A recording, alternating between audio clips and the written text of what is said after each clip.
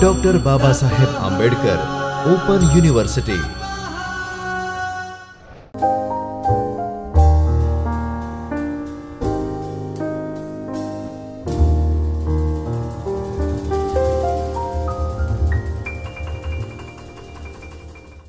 Namaskar students, I, Dr. Jaini Shah from Dr. Babasaheb Ambedkar Open University welcome you all to the video lecture series of Bachelor of Arts in English Literature.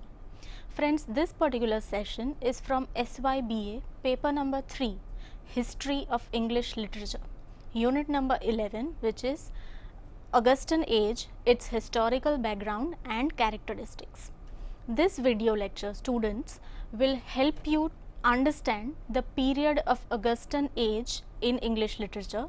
It will also help you know the chief characteristics or peculiar features of the age which shaped the literature of that age. Friends, as we proceed further in this session, we shall discuss the objectives, introduction of Augustan age, its historical background, social development, literary features of the age, as well as major genres which emerged during that period. So friends, let us begin. Friends, as it has been discussed in the session on Puritan age, it is such that English literature, especially the British English literature, begins from the Old English period prior to Chaucer and continues to the present day. These centuries and years are divided into different periods. These periods or ages with different names, some of which you may be familiar with. For example, the Elizabethan age or the Renaissance age or the Romantic age or the modern age. All these ages or periods are named such because of their features. Now, the literature produced or written in these periods bear certain characteristics of that age, such as the ruling monarchy, historical background, social conditions, political and economic conditions, and the common idea, thought, feeling or emotion that prevails in that particular time period. So, on the basis of all these factors, English literature, majorly of Britain, is divided into various ages. Here you can see the chart which showcases the different ages in the history of English literature. It starts from 450 AD to continues to present day, that is from 5th century to 21st century. You can see the major and important ages in this chart, such as the age of Chaucer, the Elizabethan age, the Puritan age, the Restoration period, and in the highlighted fonts it is visible the Augustan age, which has the period from 1700 to 1745, followed by the Romantic period, the Victorian period, the modern period. So, this is the general time span of all the ages of English literature. Now friends, let me give you some introduction to the Augustan age. The Augustan age in English literature is also known as the age of Queen Anne or the neoclassical age or the age of Pope, as well as it is talked about as the literature of the 18th century. Each of these names look at the literature of this age from a different perspective, as mentioned before. Friends, the name Augustan comes from the ancient age when Augustus Caesar ruled the Roman Empire, who restored peace and prosperity to the Roman state and changed nearly every aspect of Roman life. But here in England, the word Augustan was utilized because this age is regarded as a golden age and the age of reason, which led to the creative flowering of literature. In this period, Queen Anne ruled England. It is the age which considered itself to be as great as the classical age, the age in which an important writer was Alexander Pope. The classical age from 1500 to 336 BC refers to the classical period of ancient Greece and was a time when the Greeks achieved new heights in art, architecture, theatre and philosophy. Whereas in British English literature, the neoclassical age covers the entire century, that is from the years 1700 to 1800, as it is often referred to as the 18th century. This 18th century or the neoclassical age is further divided into three periods: the Restoration period, the Augustan period and the age of Johnson. And yet, from a historical perspective, it is the period after the revolution of 1688 AD when major political and social developments took place and which get reflected in the literature of the Augustan age. The invention of the printing press, which led to the birth of the newspaper, is an important landmark in the literary development of the age. This age also saw the birth of the novel and the periodical essay as literary genres. So, having this overview of the age, let us proceed further. Friends, the historical backdrop of this age is such that the 18th century in England opens with the War of Spanish Succession. As Marlborough was a great military genius, the British remained on the victorious side. It gained two ports, two colonies and a valuable trade concession with the sole right of shipping slaves to the Spanish colonies. In the year 1707, the Act of Union was passed, which united England and Scotland to form the Great Britain.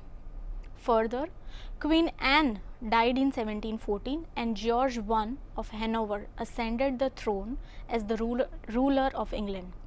He was followed by George II and George III. George III succeeded his grandfather in 1760. Having been taught to be a king in reality, he took into his own hands the patronage of the state and church.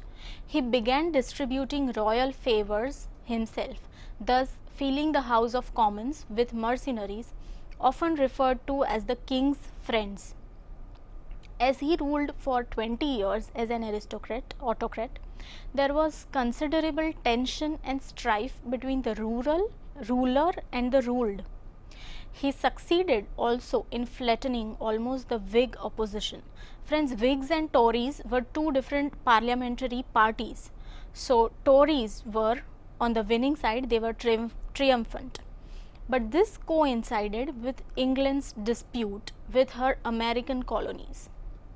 The War of American Independence, which lasted for 7 years, also brought with it the end of the King's, George III's, personal rule and the restoration of parliamentary democracy happened.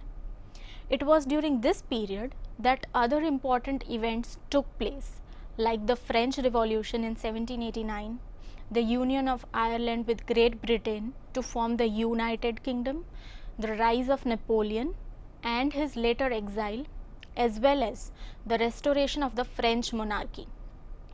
Outside the borders of England, Robert Clive in India, Cook in Australia and the islands of the Pacific were spreading the worldwide empire of the British UK. It is in this historical backdrop that one has to look at the society of that time. Now, let us have a view of social characteristics of Augustan age. The society that gave the 18th century England her tone and character was aristocratic. Political power seemed to be concentrated in the nobility. Bribing the voter was considered normal during elections. Both in the academic world and in the army, everything was available for a prize. The aristocracy gambled, drank deep and enjoyed their life to the fullest. They travelled to the cities of Europe and returned loaded with art treasures to embellish their magnificent houses. It almost seemed as if their culture was artificial.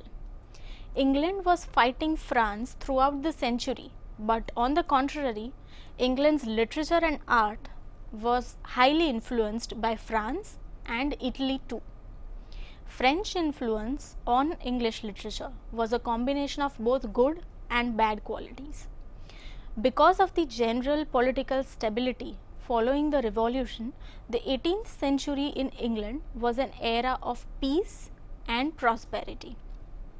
Englishmen seemed to settle down to the business of peaceful and civilized living. The streets of London continued to be unsafe, but rioting, wailing, robbing, and other forms of barbarism seemed to decline as the century progressed. The privileged class attained a high level of education and culture, and now it was the nobility rather than the crown which patronized art and letters. Friends, further in this century, it can be noticed that the people of England learned the art of living together even when their opinions differed. In a single generation, nearly 2000 public coffee houses, each a center of social gathering, sprang up in London alone. Friends, coffee house was a place of gathering for the thinkers, intellectuals, writers, intelligentsia, etc. In addition to this, there were a number of private clubs opened too. This new social life contributed in great measure to the polishing of man's words and manners. Men sought to refine their manners according to the prevailing standards and to be elegant. Some point out that this was a kind of superficial elegance, though there still continued two opposing parties, Whigs and Tories. The divisions of church also happened. The growing social life presented an outward impression of peace and unity. The general tendency of the age was one of toleration, and this was helped in great measure by the spread of education. The rule of reason and common sense had done its work of enlightening and humanizing the 18th century. Also, friends, simultaneously schools were established, books and magazines multiplied until the press became the greatest visible power in England. Religiously, all the churches of England felt the tremendous spiritual revival known as Methodism. Now, let us proceed to see the literary characteristics of the Augustan age. Every age in literature shows the preponderance of one genre over the others. The Augustan age was undoubtedly the age of prose.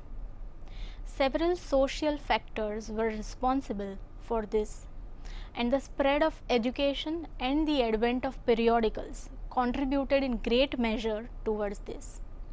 A multitude of practical interests arising from the new social and political conditions demanded expression not merely in books but more specifically in pamphlets, magazines and newspapers. Poetry seemed inadequate for the task, and hence we can see the development of prose at an unpredictable pace. As a critic Long points out, the graceful elegance of Addison's essays, the terse vigor of Swift's satire, the artistic finish of Fielding's novels, the sonorous eloquence of Gibbon's history and of Burke's orations, these have no parallel in the poetry of the age. Friends, this clearly means that the prose in Augustan age was at the higher position than the poetry of Augustan age. One of the chief glories of this age is the variety and excellence of prose works and the development of a serviceable prose style. Friends, some characteristics of the previous age, like the tendency to realism in subject matter and the tendency to polish and refinement of expression, continued in the Augustan age, and it can be seen both in the poetry of Pope as well as in the prose of Addison.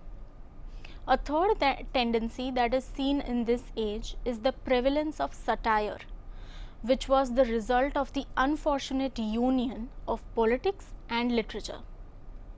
The perpetual strife of the political parties led to every writer in the first half of the century being used or rewarded by either the Whigs party or the Tories party. This was done for satirizing their enemies or advancing their special political interests. Satire may have various purposes, but the most common one here in the Augustan age is that when a literary work searches out the faults of an individual or an institution to hold them up to ridicule or to satirize them. Many critics consider this a very negative kind of criticism.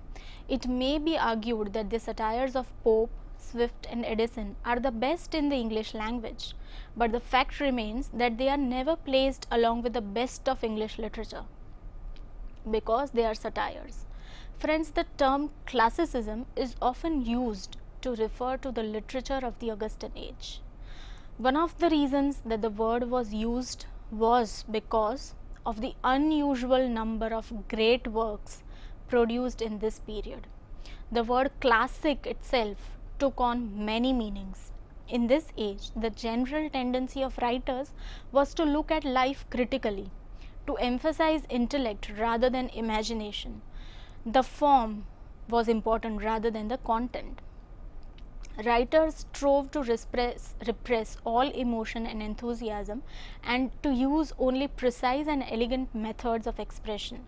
Generally, this is what is meant by the classicism of this age. It refers to the critical, intellectual spirit of many writers, to the fine polish of their heroic couplets or the elegance of their prose. This should not be considered or interpreted as having any resemblance to true ideal classic literature.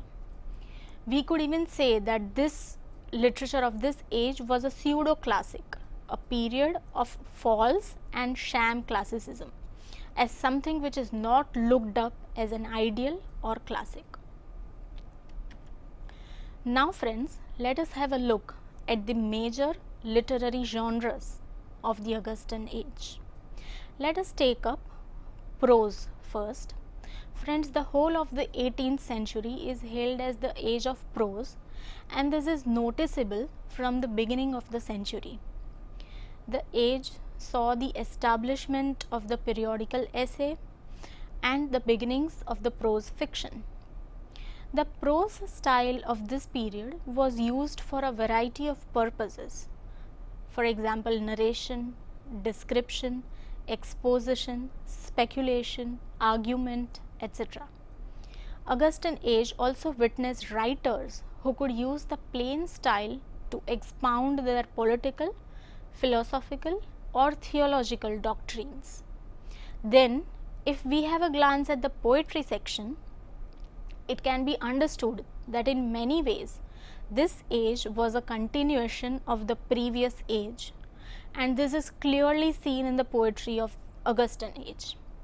Simultaneously, it is noticeable in the poetry of this age that an unconscious revolt from the classical ideal is portrayed. Romance seemed to be on the way, and some of the poets of the age became the precursors of the Romantic movement in the poetry of the 19th century. Next, friends, is the novel form. The novel, as we know it today, it was created and established in the middle of the 18th century.